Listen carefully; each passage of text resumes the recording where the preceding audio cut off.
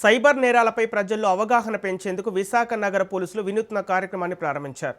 Cyber మోసాలకు check పెట్టే లక్ష్యంతో 24 లఘు చిత్రాలను రూపొందించి ప్రజల ముందుకు తీసుకొచ్చారు.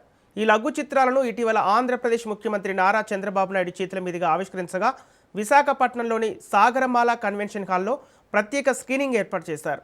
ఈ కార్యక్రమానికి విశాఖ నగర పోలీస్ కమిషనర్ శంకబ్రత బాగ్చి సతీ సమేతంగా హాజరయ్యారు.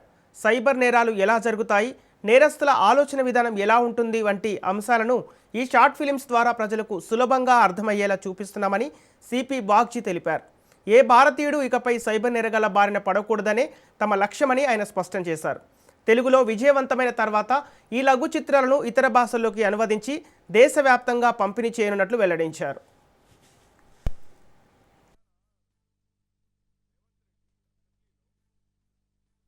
లఘు చిత్రాలు షార్ట్ ఫిల్మ్స్ లాంచింగ్ చేయడం జరిగింది.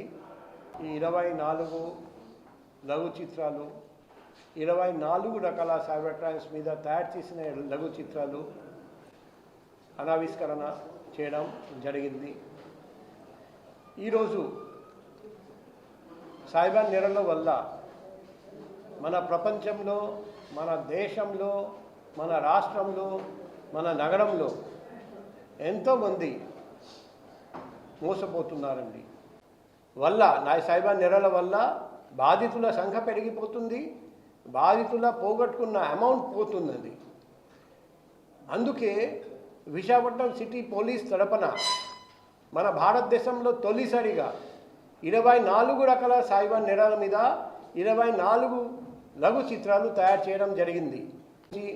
2 క్రైమ్స్ గురించి వచ్చాయి. ఒకేసారి 24 రకాల సైబర్ నేరాల మీద 24 లఘు చిత్రాలు ఇలా లాంచ్ చేయడం మన భారతదేశంలో ఇది తొలిసారి.